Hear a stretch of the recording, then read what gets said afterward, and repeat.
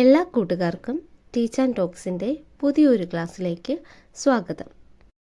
ഇന്ന് നമ്മൾ ഡിസ്കസ് ചെയ്യുന്നത് 8ാം ക്ലാസ്സിലെ അടിസ്ഥാന ശാസ്ത്രം പാർട്ട് 1ലെ കുഞ്ഞറയ്ക്കുള്ളിലെ ജീവരഹസ്യങ്ങൾ എന്ന് പറയുന്ന ചാപ്റ്ററാണ്. അപ്പോൾ വീഡിയോയിലേക്ക് പോകാം. ചാപ്റ്ററിൻ്റെ തുടക്കത്തിൽ തന്നെ എല്ലാ ജീവികളുടെയും ശരീരഭാഗങ്ങൾ നിർമ്മിച്ചിരിക്കുന്നത് കോശങ്ങൾ കൊണ്ടാണ് എന്ന് പറഞ്ഞുകൊണ്ടാണ് സ്റ്റാർട്ട് ചെയ്യുന്നത്. നമ്മുടെ എക്സാമിന് PSC എക്സാം, കേറ്ററ്റ് എക്സാം തുടങ്ങിയ എക്സാംസിന് നമുക്ക് ആവശ്യമുള്ള ഭാഗങ്ങളിലേക്ക് പോവുകയാണെങ്കിൽ കോശങ്ങളെ കണ്ടെത്തിയതാര് എന്നുള്ള ക്വസ്റ്റ്യൻസിലോട്ടായിരിക്കും നമ്മൾ കൂടുതലും ഫോക്കസ് ചെയ്യേണ്ടത്. അപ്പോൾ നമുക്ക് ആ ഒരു ടോപ്പിക്കിലേക്ക് പോകാം. ആദ്യമായി കോശങ്ങളെ നിരീക്ഷിച്ചത് റോബർട്ട് ഹുക്ക് എന്ന് പറയുന്ന ശാസ്ത്രജ്ഞനാണ്. ആദ്യമായി കോശങ്ങളെ നിരീക്ഷിച്ചത് റോബർട്ട് ഹുക്ക് എന്ന് പറയുന്ന ശാസ്ത്രജ്ഞനാണ്. മാത്രമല്ല, ഈ കോശങ്ങൾക്ക് അദ്ദേഹം സെൽ എന്ന് വിശേഷിപ്പിക്കുകയും ചെയ്തു. അപ്പോൾ കോശങ്ങളെ സെൽ എന്ന് വിശേഷിപ്പിച്ചതും കോശങ്ങളെ ആദ്യമായി നിരീക്ഷിച്ചതും റോബർട്ട് ഹുക്ക് എന്ന് പറയുന്ന ശാസ്ത്രജ്ഞനാണ്. Robert hook. അടുത്തതായി നമ്മൾ നോക്കുന്നത് കോശവിജ്ഞാനീയ ചരിത്രത്തിലെ നാഴികക്കല്ലുകൾ. അതിൽ ഒന്നാമതായി പറയുന്നത് 1831 റോബർട്ട് ബ്രൗൺ എന്ന് പറയുന്ന ശാസ്ത്രജ്ഞൻ കോശകേന്ദ്രം കണ്ടെത്തി. 1831 റോബർട്ട് ബ്രൗൺ എന്ന ശാസ്ത്രജ്ഞൻ കോശകേന്ദ്രം കണ്ടെത്തി. അതിനെ ന്യൂക്ലിയസ് എന്ന് വിളിക്കുകയും ചെയ്തു. അപ്പോൾ ന്യൂക്ലിയസ് കണ്ടെത്തിയത് ആരെന്ന് ചോദിച്ചാൽ റോബർട്ട് ബ്രൗൺ എന്ന് പറയാം. ഏത് വർഷം എന്ന് ചോദിച്ചാൽ 1831 എന്ന് പറയാം. അടുത്തതായി 1838 MJ സ്ലീഡൻ സസ്യശരീരം കോശങ്ങളാൽ നിർമ്മിതമാണെന്ന് കണ്ടെത്തി. സസ്യശരീരം കോശങ്ങളാൽ നിർമ്മിതമാണെന്ന് കണ്ടെത്തിയത് MJ സ്ലീഡനാണ്. അദ്ദേഹം ഇത് കണ്ടെത്തിയത് 1838 അടുത്തതായി 1858 ഒരു ഫാൻറ്റസി നമ്പറാണ്. അപ്പോൾ 1858 റുഡോൾഫ് വിർഷോ വിഭജിക്കുന്ന കോശങ്ങളെ നിരീക്ഷിച്ചു. മാത്രമല്ല, അദ്ദേഹം ഒരു കണ്ടെത്തൽ പറയുന്നത് നിലവിലുള്ള കോശങ്ങളിൽ നിന്നും മാത്രമാണ് പുതിയവ ഉണ്ടാകുന്നത് എന്ന നിഗമനം അദ്ദേഹം രൂപീകരിച്ചു. അപ്പോൾ വിഭജിക്കുന്ന കോശങ്ങളെ നിരീക്ഷിച്ചത് ആരെന്ന് ചോദിച്ചാൽ റുഡോൾഫ് വിർഷോ ആണ്. ഏത് വർഷം? 1858. ഈ നാഴികക്കല്ലുകൾ പഠിക്കാൻ വേണ്ടി ഞാനൊരു ട്രിക്ക് മനസ്സിലാക്കിയത്, നമുക്ക് റോബർട്ട് ഹുക്കും റോബർട്ട് ബ്രൗണും പല പ്രാവശ്യവും തിരിഞ്ഞു പോകാൻ ചാൻസ് ഉള്ള ഒരു ക്വസ്റ്റ്യനാണ്. അപ്പോൾ നമുക്ക് ന്യൂക്ലിയസ് ബ്രൗൺ നിറത്തിലാണ്, ന്യൂക്ലിയസ് ബ്രൗൺ കളറിലാണ് എന്ന് പഠിക്കുകയാണെങ്കിൽ നമുക്ക് റോബർട്ട് ബ്രൗൺ ന്യൂക്ലിയസ് കണ്ടെത്തിയത് റോബർട്ട് ബ്രൗൺ എന്ന കാര്യം നമുക്ക് ഓർമ്മയിരിക്കും. അതുപോലെ തന്നെ സസ്യശരീരം കോശങ്ങളെ നിർമ്മിതമാണെന്ന് കണ്ടെത്തിയത് MJ സ്ലീഡനാണ്. ഇവിടെ നമുക്ക് സസ്യശ്ലീഡ എന്ന് പറയുന്ന ഒരു കോഡ് വയ്ക്കുകയാണെങ്കിൽ നമുക്ക് ഇതും കണ്ടെത്താവുന്നതാണ്, സസ്യശ്ലീഡ. അതുപോലെ തന്നെ തിയോഡർ ഷ്വാൻ എന്ന് പറയുന്നത് നമുക്ക് ജഷ്വ എന്ന് പഠിച്ചു വയ്ക്കുകയാണെങ്കിൽ അത് നമുക്ക് ഓർത്തിരിക്കും. ജന്തുശരീരം ജഷ്വ തിയോഡർ ഷ്വാൻ എന്ന് നമുക്ക് പറയാൻ പറ്റും. അതുപോലെ റുഡോൾഫ് വിർഷോ വിഭജിക്കുന്ന കോശങ്ങളെ നിരീക്ഷിച്ചു. വിർഷ്വ വിഭജിക്കുക VV എന്ന് പറയുന്ന കോഡ് ഓർത്തിരിക്കുകയാണെങ്കിൽ നമുക്ക് കണ്ടെത്താൻ പറ്റുന്നതാണ്. ഇത് ഞാൻ ഫോളോ ചെയ്തിട്ടുള്ള റൂളാണ്. നിങ്ങൾക്ക് എത്രത്തോളം അത് സ്യൂട്ടബിൾ ആകുമെന്ന് അറിയത്തില്ല. എങ്കിലും ഇത് ക്ലാസ് കേൾക്കുമ്പോൾ നിങ്ങൾക്കത് പെട്ടെന്ന് കത്താൻ ചാൻസ് ഉണ്ട്. അത് ഓർത്ത് വയ്ക്കുക. അടുത്തതായി നമ്മൾ നോക്കുന്നത് കോശസിദ്ധാന്തമാണ്. കോശസിദ്ധാന്തം കുറച്ച് ഇമ്പോർട്ടൻ്റ് ആയിട്ടുള്ള ടോപ്പിക്കാണ്. കാരണം നമുക്ക് സ്റ്റേറ്റ്മെൻറ്റ് ലെവലിലൊക്കെ ചോദിക്കാൻ ചാൻസ് ഉണ്ട്. അതിൽ ഫസ്റ്റ് സ്റ്റേറ്റ്മെൻറ്റ് ലെവലിൽ വരാൻ ചാൻസ് ഉള്ളതാണ് ആരൊക്കെ ചേർന്നിട്ടാണ് കോശസിദ്ധാന്തം രൂപപ്പെടുത്തിയത്. അത് ആൻസറായിട്ട് വരുന്നത് MJ സ്ലീഡനും തിയോഡർ ഷ്വാനും. ആരൊക്കെയായിരുന്നു? MJ സ്ലീഡനും തിയോഡർ ഷ്വാനും. ഇത് അവർ മാത്രമായിട്ട് നടത്തിയ ഒരു സിദ്ധാന്തമല്ല. പല ശാസ്ത്രജ്ഞരുടെയും കണ്ടെത്തലുകൾ കൂട്ടിച്ചേർത്താണ് അവർ ഈ ഒരു സിദ്ധാന്തത്തിലെത്തിച്ചേർന്നത്. അപ്പോൾ കോശസിദ്ധാന്തം മുന്നോട്ട് വെച്ച ശാസ്ത്രജ്ഞരാണ് MJ സ്ലീഡനും തിയോഡർ ഷ്വാനും. അതുമാത്രമല്ല, കോശസിദ്ധാന്തത്തിൽ എന്തൊക്കെയാണ് പറയുന്നത്? ഒന്നാമത്തത് എല്ലാ ജീവശരീരവും കോശനിർമ്മിതമാണ്. എല്ലാ ജീവശരീരവും കോശനിർമ്മിതമാണ്. അടുത്തതായി അവർ കണ്ടെത്തിയത് ജീവികളുടെ ഘടനാപരവും ജീവധർമ്മവുമായ അടിസ്ഥാന ഘടകങ്ങളാണ് കോശങ്ങൾ. അപ്പോൾ രണ്ടാമതായി പറയുന്നത് ജീവികളുടെ ഘടനാപരവും ജീവധർമ്മവുമായ അടിസ്ഥാന ഘടകങ്ങളാണ് കോശങ്ങൾ. അപ്പോൾ നമുക്ക് ചോദിക്കാൻ ചാൻസ് ഉള്ള ഒരു സ്റ്റേറ്റ്മെൻറ്റ് ലെവൽ ക്വസ്റ്റ്യൻ ആണ്. MJ സ്ലീഡനും തിയോഡർ ഷ്വാനും ചേർന്ന് രൂപപ്പെടുത്തിയതാണ് കോശ സിദ്ധാന്തം. എല്ലാ ജീവശരീരവും കോശനിർമ്മിതമാണ്. അതുമാത്രമല്ല ജീവികളുടെ ഘടനാപരവും ജീവധർമ്മവുമായ അടിസ്ഥാന ഘടകങ്ങളാണ് കോശങ്ങൾ. ഈ 3 സ്റ്റെപ്പും ഓർത്ത് വെച്ചിരിക്കേണ്ടതാണ്. ഓക്കെ, ഇനി നമ്മൾ നോക്കുന്ന ടോപ്പിക്സ് എന്ന് പറയുന്നത് സസ്യകോശമാണ്.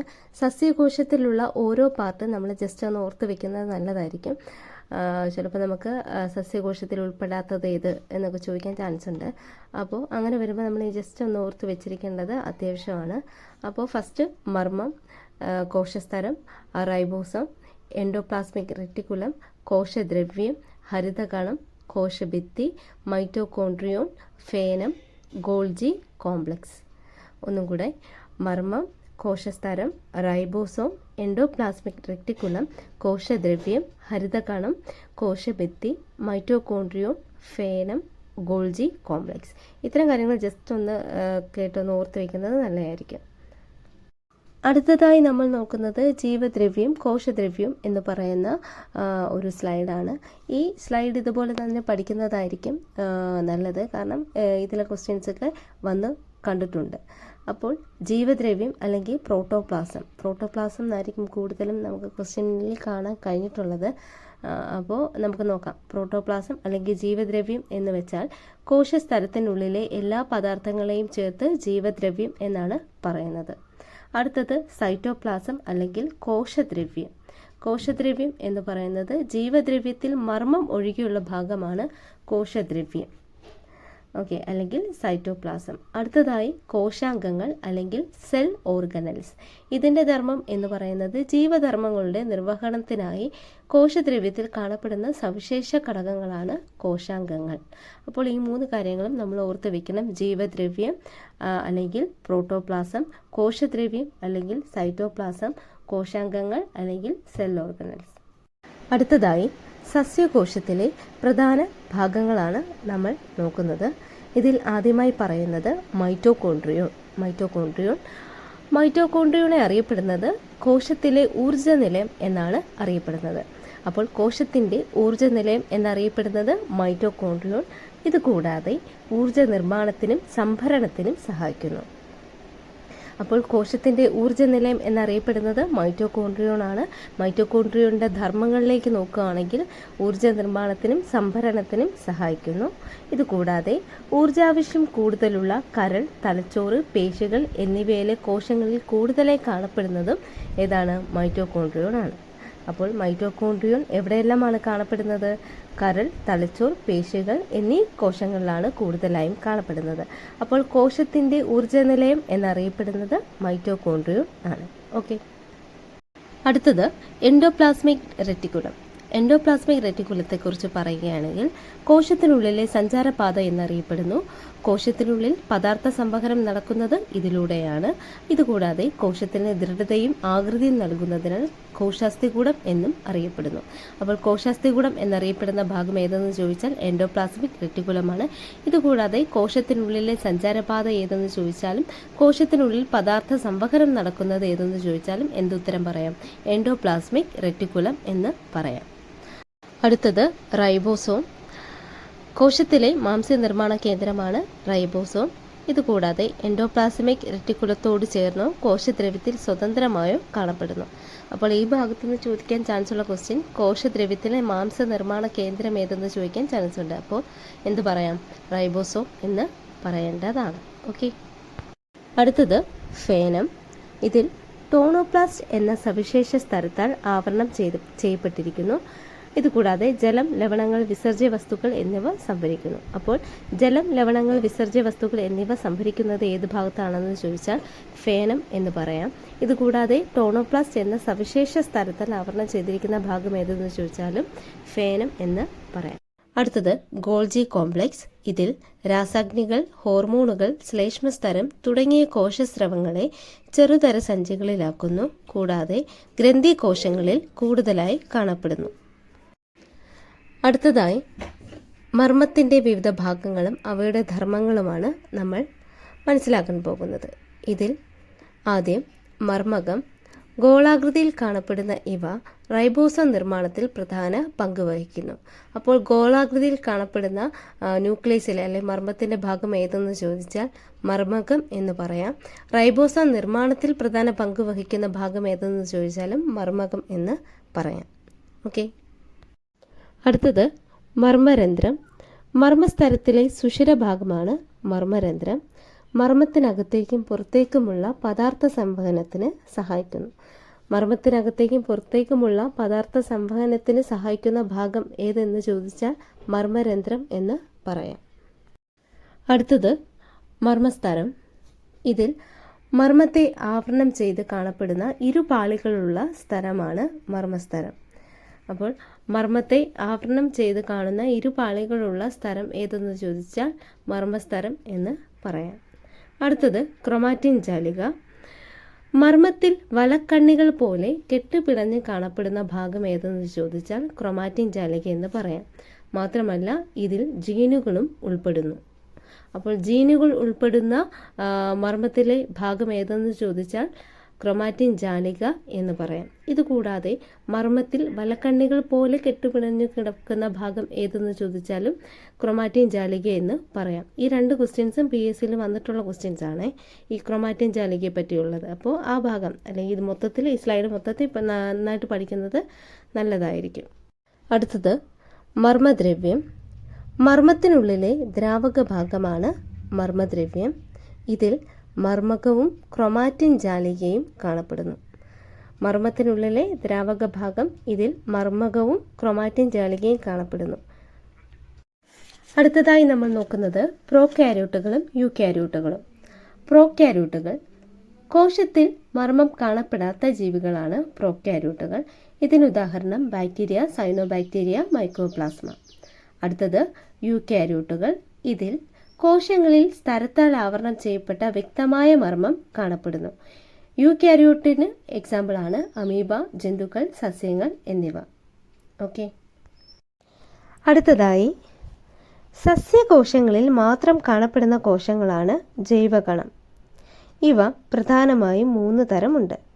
ഫസ്റ്റ് വൺ വർണ്ണകം, സെക്കൻഡ് വൺ ഹരിതകണം, തേർഡ് വൺ ശ്വേതകണം. ഇതിൽ വർണ്ണകങ്ങൾ എന്നാൽ പൂക്കൾ, ഫലങ്ങൾ എന്നിവയ്ക്ക് നിറം നൽകുന്നു. ചില പ്രധാന വർണ്ണകങ്ങളാണ് സാന്തോഫിൽ, കരോട്ടിൻ, ആന്തോസയാനിൻ. ഇതിൽ സാന്തോഫിൽ എന്നാൽ മഞ്ഞ നിറം നൽകുന്നു. കരോട്ടിൻ മഞ്ഞ കലർന്ന ചുവപ്പ് നിറം നൽകുന്നു. കരോട്ടിൻ മഞ്ഞ കലർന്ന ചുവപ്പ് നിറം നൽകുന്നു. ആന്തോസയാനിൻ ചുവപ്പ്, പർപ്പിൾ എന്നീ നിറങ്ങൾ നൽകുന്നു. ആന്തോസയാനിൻ ചുവപ്പ്, പർപ്പിൾ എന്നീ നിറങ്ങൾ നൽകുന്നു. അടുത്തത് പ്രകാശ സംശ്ലേഷണത്തിൽ പ്രധാന പങ്ക് വഹിക്കുന്നവയാണ് ഹരിതകണങ്ങൾ. പ്രകാശ സംശ്ലേഷണത്തിൽ പ്രധാന പങ്ക് വഹിക്കുന്നവയാണ് ഹരിതകണങ്ങൾ. അടുത്തത് നിറമില്ലാത്ത ജൈവകണമാണ് ശ്വേതകണം. നിറമില്ലാത്ത ജൈവകണമാണ് ശ്വേതകണം. ശ്വേതം എന്ന് വെച്ചാൽ എന്താണ്? വെളുപ്പ് എന്നാണ് അർത്ഥം. ആഹാര വസ്തുക്കളുടെ സംഭരണം നടക്കുന്ന കോശങ്ങളിൽ ശ്വേതകണം കൂടുതലായി കാണപ്പെടുന്നു. ഇതിന് എക്സാമ്പിളായിട്ട് നമ്മുടെ മരച്ചീനിയൊക്കെ പറയാം ഇല്ലേ? ആ മരച്ചീനി കിട്ടുന്ന ആ ഭാഗം എന്താണ്? ശ്വേതകണം ആണ് ആ ഭാഗം. ഓക്കെ, ഇത്രയും കാര്യങ്ങളാണ് ഇവിടെ നമുക്ക് ഡിസ്കസ് ചെയ്യാനുള്ളത്. ഇത്രയും പോയിന്റും ഇമ്പോർട്ടൻ്റ് ആയിട്ടുള്ള പോയിന്റ് തന്നെയാണ്. So prepare dum. അടുത്തതായി നമ്മൾ നോക്കുന്ന ടോപ്പിക്ക് ജന്തുകോശം. ജന്തുകോശത്തിലെ പ്രധാന ഭാഗങ്ങളാണ് ഫസ്റ്റ് വൺ കോശസ്തരം, മർമ്മം, endoplasmic reticulum, Golgi complex, lysosome, mitochondrion, കോശദ്രവ്യം, റൈബോസോം ആൻഡ് സെൻട്രോസോം. ഒന്നുകൂടെ, കോശസ്തരം, മർമ്മം, endoplasmic reticulum, Golgi complex, lysosome, mitochondrion, കോശദ്രവ്യം, റൈബോസോം, സെൻട്രോസോം. അടുത്തതായി നമ്മൾ നോക്കുന്നത് സെൻട്രോസോം എന്ന് പറയുന്ന ഒരു ചെറിയൊരു സ്ലൈഡിലേക്കാണ്. ജന്തുകോശങ്ങളിൽ മാത്രം കാണപ്പെടുന്ന കോശാംഗമാണ് സെൻട്രോസോം. ജന്തുകോശങ്ങളിൽ മാത്രം കാണപ്പെടുന്ന കോശാംഗമാണ് സെൻട്രോസോം. കോശവിഭജനത്തിൽ പ്രധാന പങ്ക് വഹിക്കുന്ന സെൻട്രിയോളുകൾ കാണപ്പെടുന്നത് സെൻട്രോസോമിലാണ്. സെൻട്രിയോളുകൾ എവിടെയാണ് കാണപ്പെടുന്നത്? കോശവിഭജനത്തിൽ പ്രധാന പങ്ക് വഹിക്കുന്ന സെൻട്രിയോളുകൾ കാണപ്പെടുന്നത് സെൻട്രോസോമിലാണ്. ഓക്കെ, അപ്പോൾ സെൻട്രോസോം പഠിക്കേണ്ടത് തന്നെയാണ്. ഒന്നുകൂടെ, ജന്തുകോശങ്ങളിൽ മാത്രം കാണപ്പെടുന്ന കോശാംഗമാണ് സെൻട്രോസോം. കോശവിഭജനത്തിൽ പ്രധാന പങ്ക് വഹിക്കുന്ന സെൻട്രിയോളുകൾ കാണപ്പെടുന്നത് സെൻട്രോസോമിലാണ്. ഓക്കെ, അടുത്തതായി നോക്കുന്നത് ലൈസോസോം എന്ന് പറയുന്ന ഒരു കോശഭാഗമാണ്. ഇതിൻ്റെ പ്രത്യേകത എന്താണെന്ന് നോക്കാം. കോശത്തിനുള്ളിൽ പ്രവേശിക്കുന്ന അന്യവസ്തുക്കളെ നശിപ്പിക്കാൻ വേണ്ട ദഹനരസങ്ങൾ അടങ്ങിയിരിക്കുന്നു. ഇത് ജന്തുകോശങ്ങളിൽ കാണപ്പെടുന്നു. അപ്പോൾ ലൈസോസോം എന്നാൽ കോശത്തിനുള്ളിൽ പ്രവേശിക്കുന്ന അന്യവസ്തുക്കളെ നശിപ്പിക്കാൻ വേണ്ട ദഹനരസങ്ങൾ എന്തിലടങ്ങിയിരിക്കുന്നു? ലൈസോസോമിൽ അടങ്ങിയിരിക്കുന്നു. ഇതുകൂടാതെ ജന്തുകോശത്തിൽ കാണപ്പെടുന്നു. ഇത്രയും കാര്യങ്ങളാണ് കുഞ്ഞറയ്ക്കുള്ളിലെ ജീവരഹസ്യങ്ങൾ എന്ന് പറയുന്ന ചാപ്റ്ററിൽ നിന്ന് നമുക്ക് ഡിസ്കസ് ചെയ്യാനുള്ളത്. ഓൾമോസ്റ്റ് എല്ലാ കാര്യങ്ങളും വന്നിട്ടുണ്ടെന്നാണ് വിശ്വസിക്കുന്നത്. ഈ ഒരു ക്ലാസ് നിങ്ങൾക്ക് പ്രയോജനപ്പെട്ടെങ്കിൽ ചാനൽ സബ്സ്ക്രൈബ് ചെയ്യുക, ലൈക്ക് ചെയ്യുക, ഷെയർ ചെയ്യുക, കമൻറ്റ് അറിയിക്കുക. Okay, thank you.